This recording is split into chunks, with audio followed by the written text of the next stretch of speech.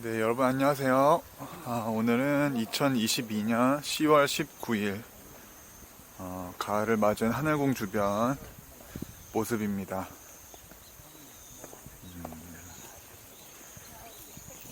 여러분들이 보고 계신 이 영상은 360도 카메라로 촬영이 되고 있고, 여러분들이 원하는 방향, 원하는 각도의 다양한 모습의 하늘궁을 여러분들이 화면을 돌려보면서 이렇게 보실 수가 있습니다. 여러분들이 보고 계시는, 만약에 핸드폰으로 보고 계시다면은 핸드폰을 좌우로 둘러보시면은 좌쪽으로 돌리면 좌쪽의 풍경이 나오고, 우쪽으로 돌리면 우측의 모습이 나오고, 핸드폰을 위로 올려보면 이 구름 한 점 없이 정말 푸른 가을 하늘의 그런 모습을 볼 수도 있고요. 또 이 영상을 컴퓨터로 보고 계신 분이 계시다면은 컴퓨터 마우스로 그 화면을 클릭해서 이리저리 둘러보시면은 다양한 각도의 다양한 모습의 하늘궁을 여러분들이 원하는 입맛대로 보실 수가 있습니다. 그래서 오늘도 이 360도 카메라를 가지고서 하늘궁 주변에 어떤 변화들이 일어나고 있는지 소소한 대화와 함께 산책을 해보는 시간을 가져보도록 하겠습니다. 여기 우측에 보시면 백공소원석 사진 갤러리라고 나와 있네요. 여기서는 주말에 사진도 팔고 그런 걸로 보입니다.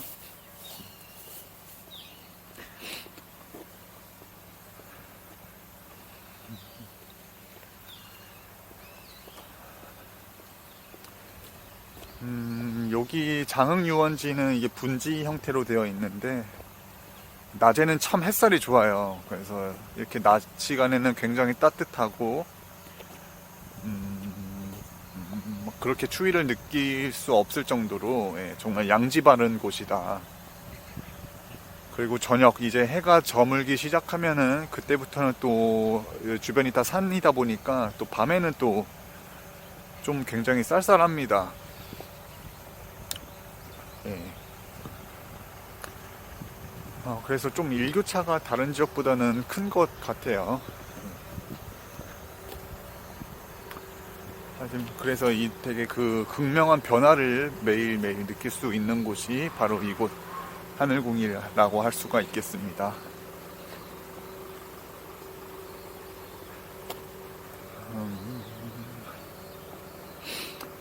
여기 앞에 보면 간판에 하늘궁 백공소원석 가는 길이라고 해가지고 이렇게 안내 표지판이 생긴 거를 볼 수가 있네요.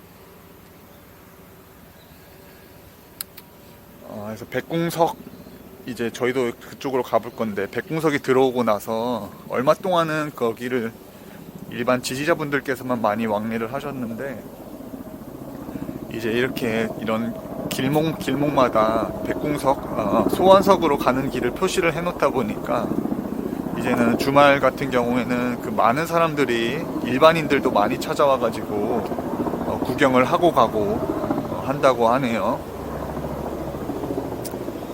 네, 그래서 이쪽으로 가면은 백공소원석으로 가는 길이 이쪽에 있고요.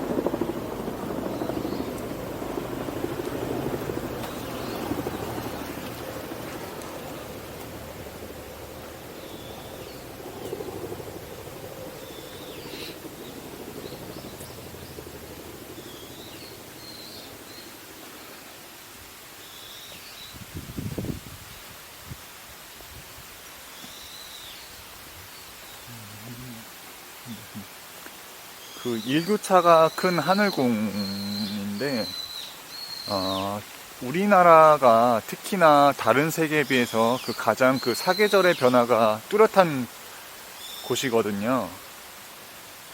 사계절의 변화도 너무나 뚜렷하게 잘 나타나면서 그런 24절기, 입춘, 우수, 경칩, 춘분 뭐 그런 거 있잖아요. 네. 그 24절기도 이렇게 정확하게 딱딱딱 맞춰서 돌아가는 곳이 이곳 한반도라고 합니다. 그래서 어느 나라보다도 이런 날씨의 변화가 뚜렷하고 여름과 겨울의 차이가 극명한 곳이 바로 이 한반도인데, 이렇게 그런 뚜렷한 기후변화를 가진 곳에서 자란 사람일수록 그 유전자가 되게 강하게 이렇게 더 활기가 있게 이렇게 유지가 된다고 하더라고요. 예를 들어 뭐 항상 그냥 온난한 기후에 사는 사람들의 경우에는 몸도 그 기후에 맞춰서 이렇다 할 변화가 없이 그 기후에 그냥 맞춰서 이제 살아가게끔 이제 적응이 되지만, 여름에는 정말 덥고 따뜻하고 막 그랬다가 겨울에 되면 정말 춥고 막 칼바람이 불고, 이런 곳에 사는 사람들은 이제 그런 기후 변화에 맞춰서 내 몸과 생활 방식을 계속 맞춰서 변화를 해야 되다 보니까 유전자가 더 싱싱하게 더 이제 활발하게 그런 작용을 하면서 이렇게 좋은 영향을 준다고 합니다. 그래서 그렇게 사계절이 뚜렷한 한국에서 또 그 중에서도 또 이렇게 아침과 밤에 그리고 낮과 밤 시간에 그 차이가 뚜렷한 이 하늘궁의 이 지형은 굉장히 특수하기도 하고 많이 오면 올수록 좋은 곳이라고 말씀을 드리고 싶네요.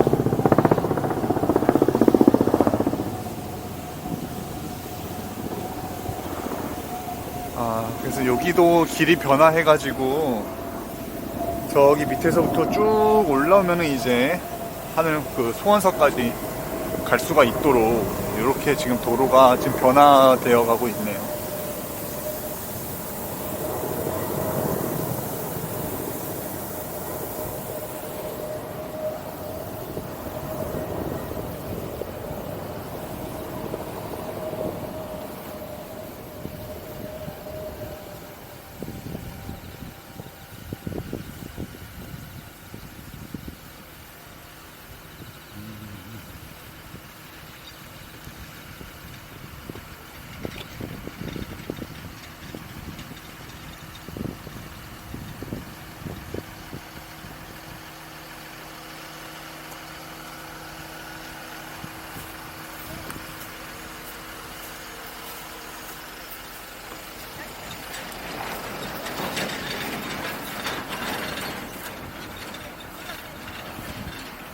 자, 여기 보면은 우와, 이렇게 낮 시간에 이곳에 올라온 거는 정말 오랜만인데 일단 여기 이렇게 우회할 수 있는 도로가 생겼네요. 배수로도 이렇게 주변을 돌아가면서 생긴 걸 볼 수가 있고요. 네. 그리고 이곳에는 많은 나무들이 심어져 있고 그렇습니다. 굉장히 멋있네요.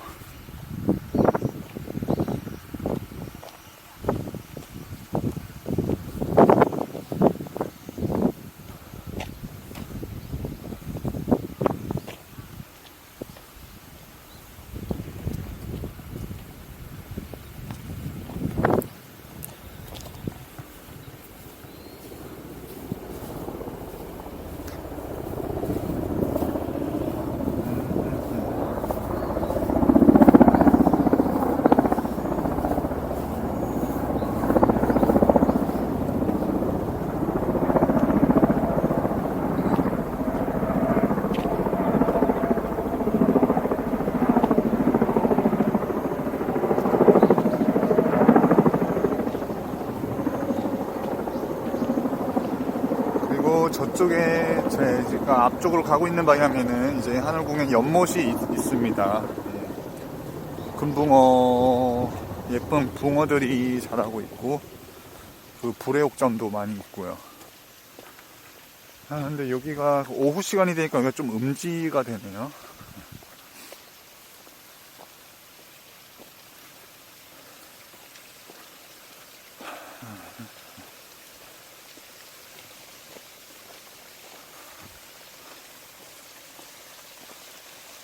이렇게 폭포 소리가 또 나지막하게 들리면서 굉장히 편안하고 조용한 장소죠. 여기 지금 날씨가 좋을 때 지인분들과 와서 오순도순 얘기하기도 좋은 장소입니다.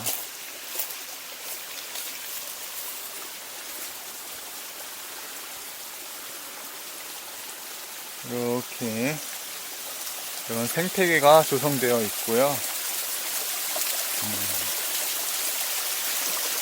이렇게 돌다리를 건너면은 여기 폭포 밑에서 새끼 붕어들이 이렇게 옹기종기 모여 있는 걸 볼 수가 있네요. 여기 보이시나요?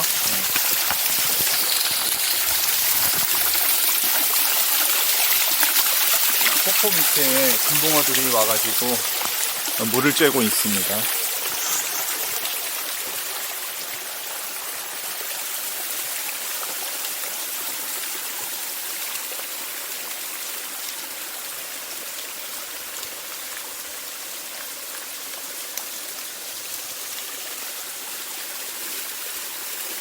겨울에는 여기가 꽝꽝 얼지 않을까 싶은데 붕어들이 잘 살아 있겠죠?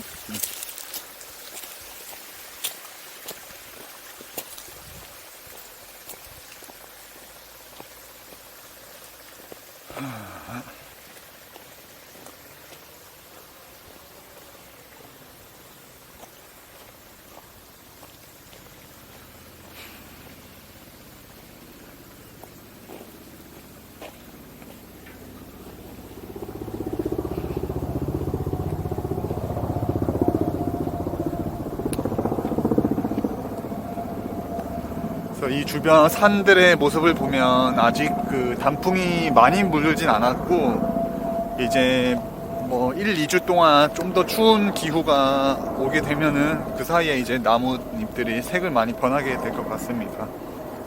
그래서 단풍을 보길 원하시는 분들은 아마 한 1, 2주 내로는 그 여기 하늘궁 주변이 울긋불긋 멋지게 물드는 모습을 보실 수 있을 거라 생각이 됩니다.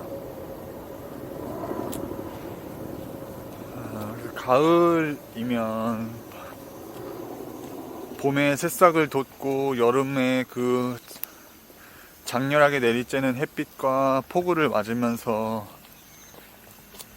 많은 양분을 흡수하고 많은 성장을 거듭한 뒤에 이제 가을은 그 갈무리를 하는 시기로서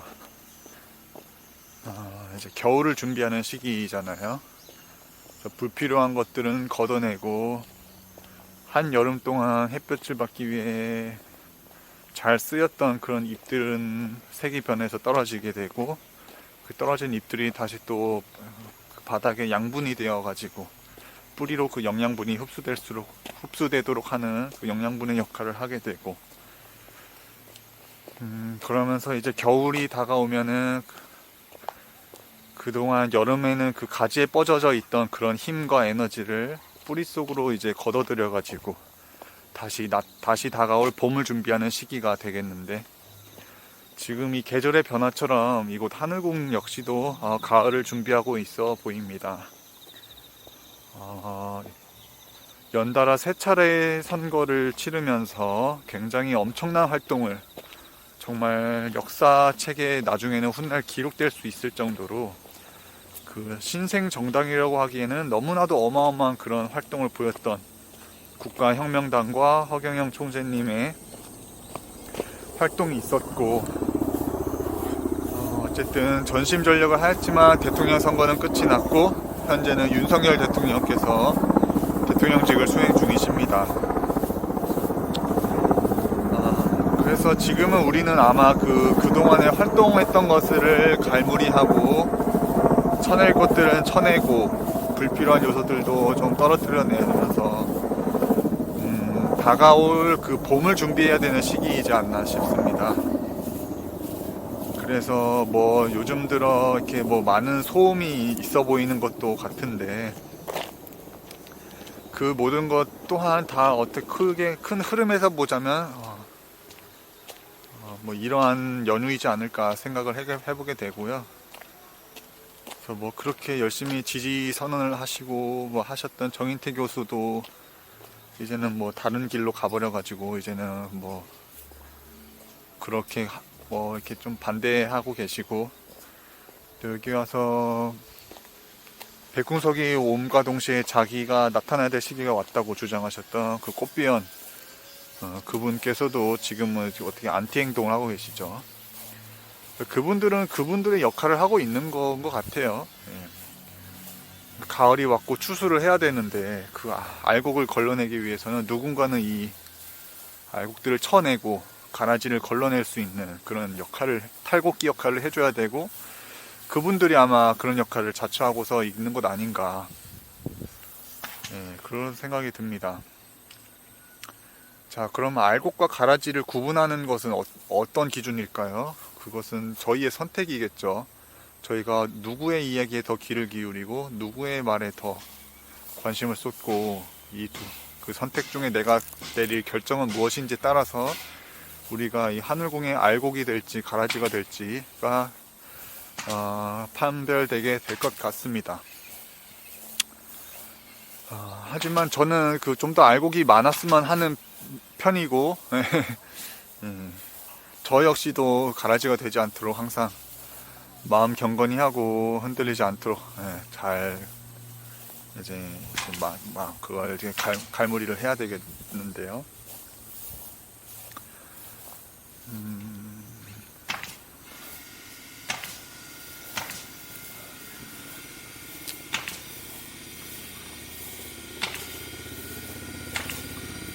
그런데 한편으로는 물론 그렇게 알곡과 가라지를 걸러내야 되기 때문에 그런 역할을 자처하고 나온 것으로 보일 수도 있지만, 그렇다고 해서 그게 어떻게 보면 옳은 행동은 아니거든요. 허경영이라는 이름 덕분에 알려지게 됐고 인기를 얻게 됐던 사람들이 이제는 허경영을 겨냥해서 허경영은 틀렸다, 허경영은 이러면 안 된다라는 식의 그런 조언과 방송들만을 늘어놓는데, 자신들이 인기를 얻게 된 사람에게 등 돌리고서 그 사람에게 이제 돌덩이를 던진다는 것은 참 이를 배반적이지 않나 싶고요. 그럴 게 아니라 차라리 그렇게 얻은 인기도를 가지고서 자기가 하고 싶은 말, 자기가 제시하고 싶은 것들이나 자기가 사람들에게 알리고 싶은 것들을 하면 되는데, 그것을 꼭 인간들은 자기보다 잘 나간다 싶은 사람에게 돌덩이를 던지고 그 사람을 이렇게 공격하고 싶어 하고, 그 사람을 깎아내리고 내가 그 사람보다 뛰어났다는 것을 증명하고 싶어 하는 그런 욕망이 강하다 보니까 그런 행동을 하게 되지만, 그것이 결코 옳은 행동은 아니다. 그런 생각이 제 생각이고요. 여기 보면은 백궁석도 이제 한번 가봐야 되겠네요.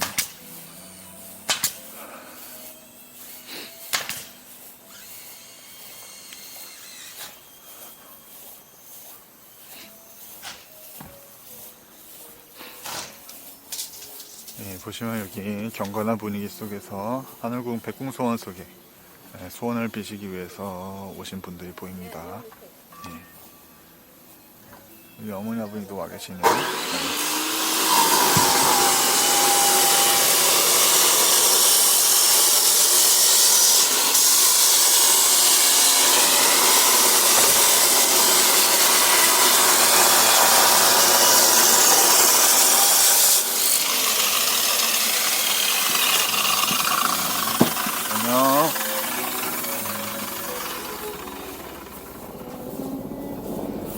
야, 이렇게 여기 백궁석 바로 옆으로 무대가 생겼습니다.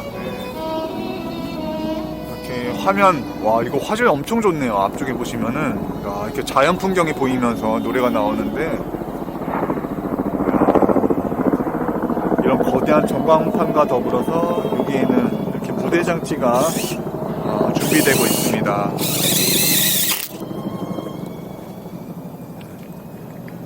여기서 어떤 공연도 하고 노래도 하게 되면은 요 거대한 이 잔디밭 앞으로 많은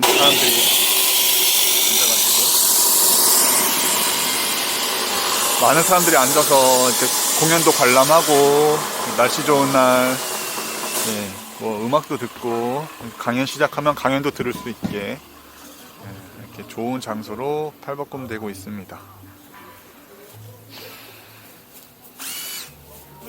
안녕하세요. 저기 네. 이거 방 하나 더 있어요. 하나 더요? 네. 방 2개예요? 아니 하나만 더. 아. 저 가만있어 봐. 그러니까 총 방 2개 말씀하시는 거예요? 제가 혼자 자는 거. 거기 저 셋이 못 자잖아. 네, 셋이 주무시기 좀 그러니까 방을 하나 더 줘요. 아르마, 방 얘기해 주는데. 네? 방. 방? 응. 방 왜? 둘이 왔으니까 또 하나 더 해야 되잖아. 한 사람이 방 하나에 2개, 둘 뿐이 못 들어가. 네? 둘 뿐이 못 들어간다고. 방 하나 더 준비해 놓을게요. 이따가 오세요. 네. 2개로 준비해 놓을게요. 나 기존 있는 거 하나만 더 추가하면 돼. 네, 알겠습니다.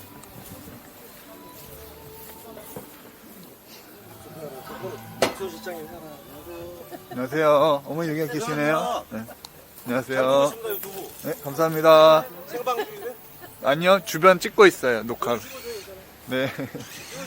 네. 여기 다 찍히고 있어요. 아, 양평 경찰서에서 오셨다. 아, 알겠습니다. 네. 네.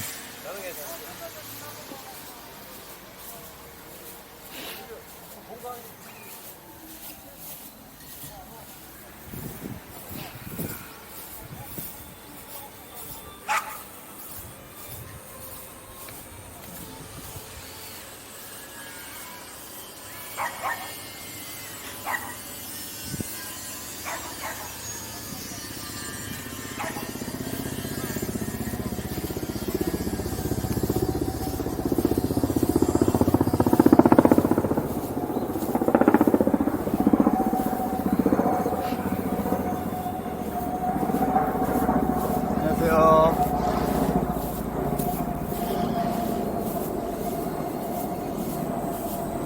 네, 그래서 이렇게 오늘 참 평화로운 하늘궁 주변 모습을 여러분들과 함께하고 있습니다.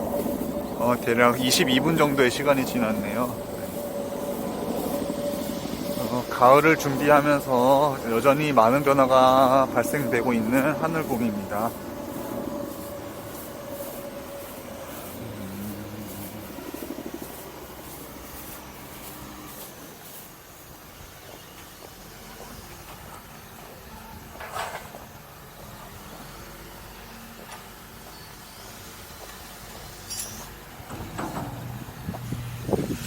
알곡과 가라지 얘기를 하고 있었는데, 그래서 여러분들이 만약 좀 뭔가 지금 나오는 이상한 소문들이나 표면적으로 보이는 이해가 안 되는 부분 때문에 뭔가 좀 이게 아닌가 싶으신 분들도 있을 수 있어요.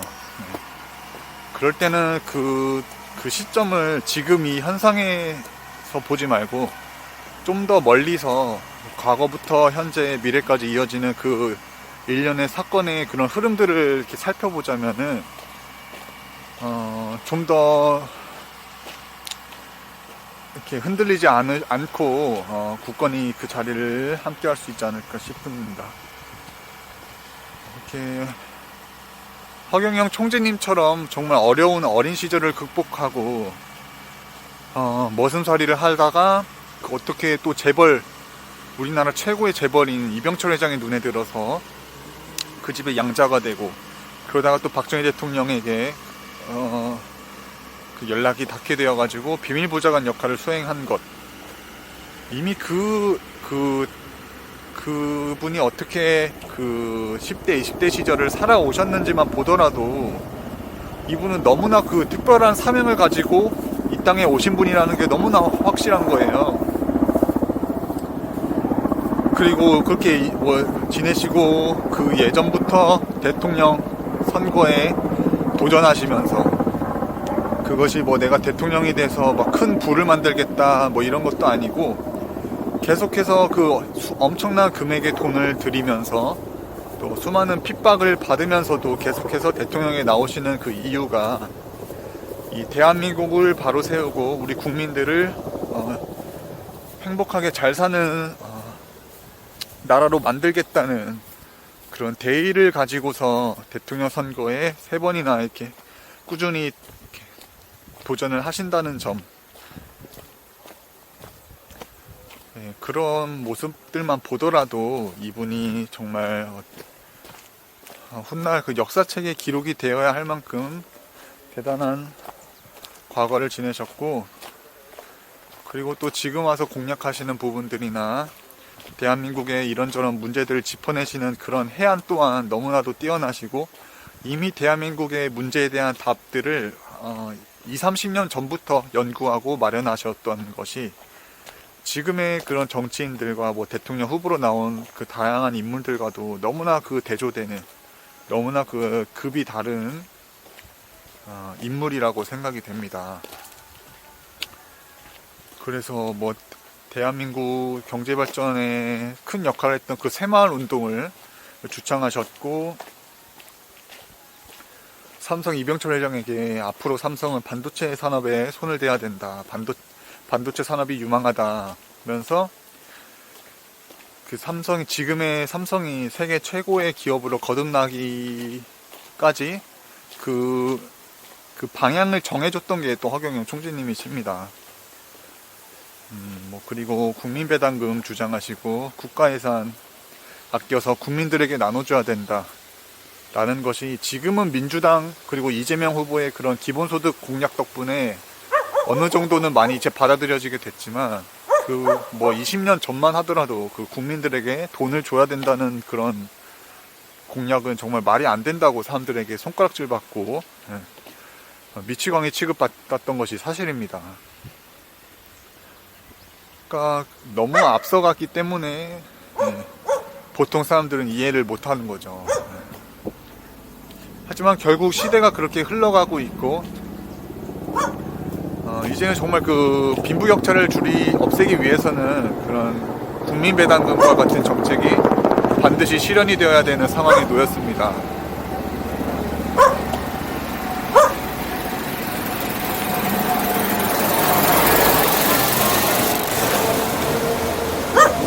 그리고 출산수당 같은 경우도 애 낳으면은 목돈을 일시에 지급해야 저출산 문제가 해결된다고 예전부터 주장하셨는데, 그것 또한 현 시대에 와서는 맞는 공약으로 받아들여지고, 이제는 지자체나 정부에서도 그 현금 지급 공약을 어설프게나마 시행을 하고 있습니다.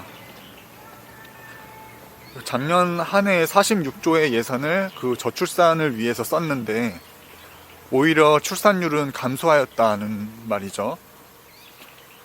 그 46조라는 돈을 가지고서 그 작년에 그 애를 낳았던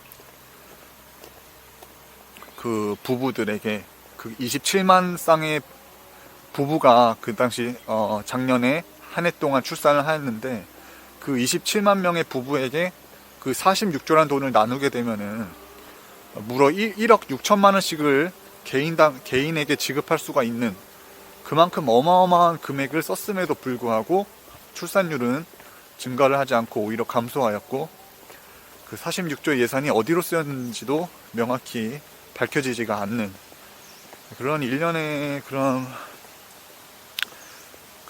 현상들을 보면 정말 이 세상은 허경영 총재님의 말씀에 좀 더 귀를 기울여야 될 필요가 있지 않나. 그리고 이렇게 국가 예산 줄여서 국민들에게 나눠줘야 된다고 예전부터 주장하던 그런 분이 계셨기 때문에 지금 우리가 그나마 조금이라도 더 국가에게 그런 지원을 받을 수가 있게 된 것이고, 또 국가 예산이 절약되는 효과도 나타나게 되는 것이죠. 그렇기 때문에 우리는 이런 가을을 맞이함에 앞서 다시 한번 우리가 걸어왔던 길과 앞으로 가야 될 길을 되새겨보면서 힘을 얻고 허경영 총재님께서 지도자가 되는 그 순간이 오는 그 시기까지 잘 준비하고 잘 에너지를 비축하면서 그 좋은 시기를 함께 맞이하였으면 좋겠습니다. 오늘 이렇게 가을 하늘, 파란 가을 하늘 아래 여러분들과 함께 하늘궁 주변을 산책하는 시간을 가져보았습니다. 시청해주셔서 대단히 감사합니다. 지금까지 본저 스튜디오의 홍조경 팀장이었습니다. 감사합니다.